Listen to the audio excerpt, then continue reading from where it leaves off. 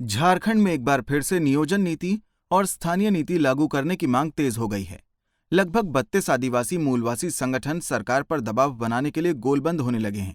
आदिवासी नेता कर्मा उरांव ने कहा कि झारखंड में रोजगार और व्यवसाय में बाहर के राज्यों ने कब्जा जमा लिया है, लेकिन यहाँ की सरकार झारखंड के लोगों को रोजगार नहीं देगी तो बड़ा आंदोलन छेड़ा जाएगा। सवाल चूंकि अगर स्थानीय नीति नहीं बनेगा तो नियुक्ति भी नहीं होगा, तो हमारे रोजगार युवक जो पढ़े लिखे हैं झारखंड में लाखों लाख रिक्त पद हैं, वो लोग आशा में बैठे हैं विज्ञापन होगा, नौकरी मिलेगी, हमारा घर सुधरेगा, परिवार सुधरेगा, झारखंड सुधरेगा, इस तरह का सपना देखा है। क्या होगा, उसके लिए लड़ना है।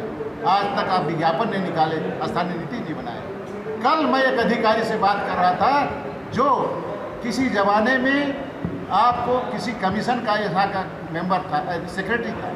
उसने कहा कि मैं जब सिग्नेचर करता हूँ तो मेरा कांपता है। क्यों कांपता है? थर्ड और फोर्थ ग्रेड की नौकरी में भी बाहर के लोग लिप्त होते हैं, मैं देख कर रोता हूँ। ये दर्द समस्त आदिवासी मूलवासी लोगों की है, जिसको सरकार अभी तक समझी नहीं है।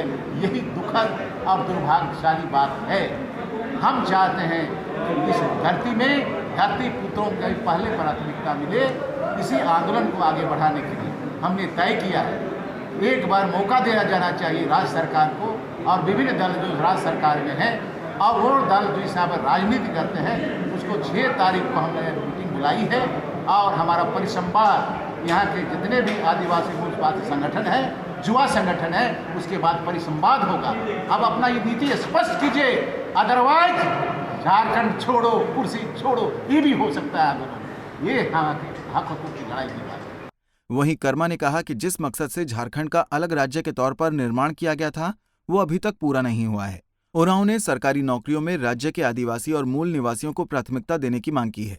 उन्होंने कहा कि दूसरे राज्यों से झारखंड आने वाले लोगों पर रोक लगानी चाहिए। जमीन सारी चीजें हैं, मानव संसाधन है, लेकिन झारखंड बना यहाँ के आवाम, यहाँ के जो मूल तत्व होते हैं किसी भी राज्य के, आदिवासी मूल निवासी एबिटेंट के लिए जो अधिकार मिलना चाहिए था वो नहीं मिला। यही स्थानीय नीति हम लोग समझते हैं कि स्थानीय नीति बनेगा और बाहरी आवर्जन को रोकेगा और इस यहाँ के व्यवसाय में, उद्योग धंधे में, रोजगार में, राजकीय सेवाओं में चपरासी से लेकर चेयरमैन तक झारखंड के भूमिपुत्र बनेंगे। ये हमारा स्थानीय नीति बनेगा, यही हमारा मांग है। और अब तक 20 साल गुजर गए, हमारे झारखंड के ही लोग मुख्यमंत्री बने। शिकायत है उन्होंने आज तक समुचित रूप में ठोस रूप में स्थानीय नीति नहीं बना, कारण झारखंड बाहरियों का चारागाह बन गया। और चारागाह कब तक बनेगा? लाखों लाख युवा हमारा रोजगार रहित हैं, बेरोजगार हैं और दाने दाने के लिए यहाँ के लोग तरस रहे हैं, पलायन का दर्शा रहे हैं, विस्थापन का दर्शा रहे हैं। ये कैसे कब तक चलेगा? झामुमो नेता हेमंत सोरेन ने आम लोगों को रोटी रोजगार मुहैया कराने का वादा किया था, लेकिन सत्ता में आने के बाद से युवाओं के हाथ में केवल निराशा आई है। वहीं आदिवासी और मूल निवासी युवाओं के भी सपने दम तोड़ रहे हैं। ऐसे में अगर कोई बड़ा आंदोलन 32 आदिवासी संगठनों की तरफ से छेड़ा गया तो हेमंत सोरेन की सरकार को इसका बड़ा राजनीतिक खामियाजा भुगतना पड़ सकता है। पंजाब केसरी टीवी के लिए रांची से आशुतोष सिन्हा की रिपोर्ट।